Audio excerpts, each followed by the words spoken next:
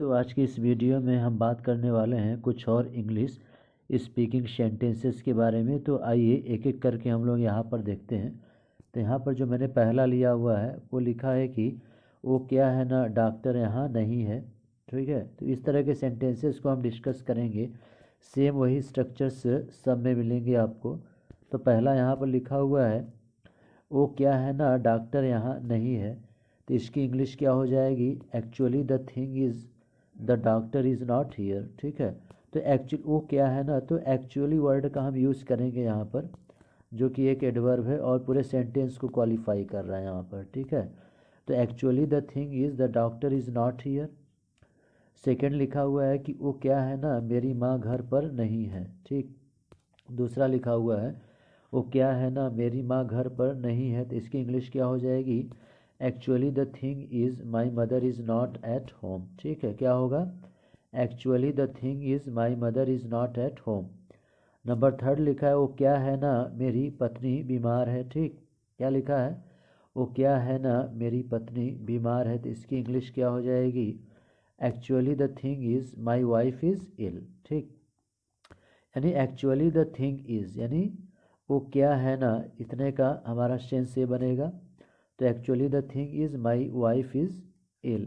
थोड़ा और ऊपर स्क्रॉल करें तो जो अगला यहाँ पर मैंने लिया हुआ है वो है हमारा नंबर 4, और लिखा हुआ है यहाँ पर कि वो क्या है ना, अध्यापक नहीं आए हैं। ठीक, क्या लिखा है, वो क्या है ना, अध्यापक नहीं आए हैं। तो इसकी इंग्लिश क्या हो जाएगी, actually the thing is the teacher has not come. अध्यापक नहीं आए, ये प्रेजेंट परफेक्ट टेंस यहाँ पर बनाया हुआ है।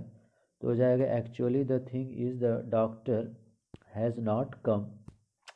नंबर 5 लिखा हुआ है यहाँ पर वो क्या है ना, अजय मुझसे बात नहीं कर रहा है। ठीक है, कर रहा यहाँ पर होना चाहिए, I am sorry for that.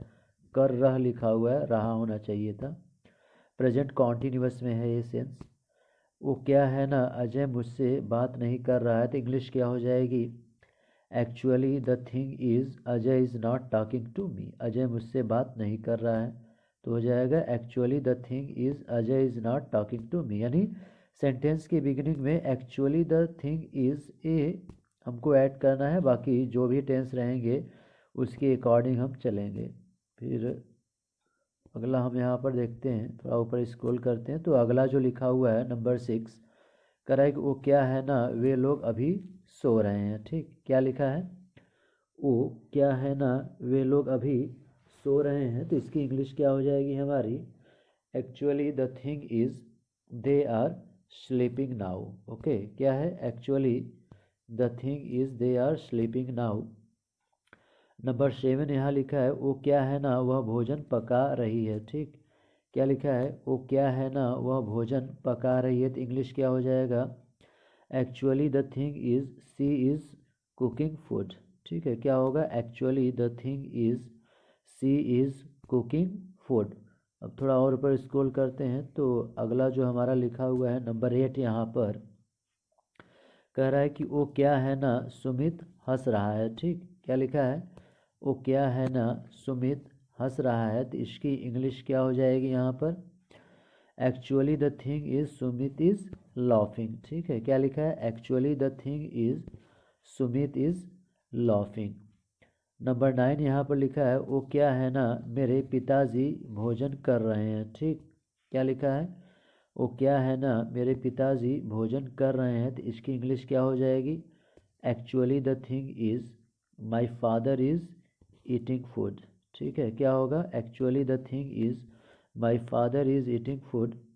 थोड़ा और ऊपर स्क्रॉल करते हैं तो जो नंबर 10 यहाँ पर लिखा हुआ है कह रहा है कि वो क्या है ना, रोगी चिल्ला रहा है। ठीक, तो यहाँ जो क्या लगा है ये इंट्रोगेटिव नहीं है। ठीक है, सेंस ऐसा है तो इसलिए लास्ट में यहाँ पर आप देख रहे हैं फुल स्टॉप का यूज़ किया जा रहा है। वो क्या है ना, रोगी चिल्ला रहा है। तो इंग्लिश क्या हो जाएगा, actually the thing is the patient is crying. ठीक है, क्या होगा, actually the thing is the patient is crying. Number 11 यहाँ पर लिखा हुआ है, यहाँ कह रहा है वो क्या है ना, संजय एक कहानी पढ़ रहा है। ठीक, क्या लिखा है, वो क्या है ना, संजय एक कहानी पढ़ रहा है। तो इंग्लिश क्या हो जाएगा, actually the thing is Sanjay is reading a story. ठीक, क्या लिखा है? Actually the thing is Sanjay is reading a story.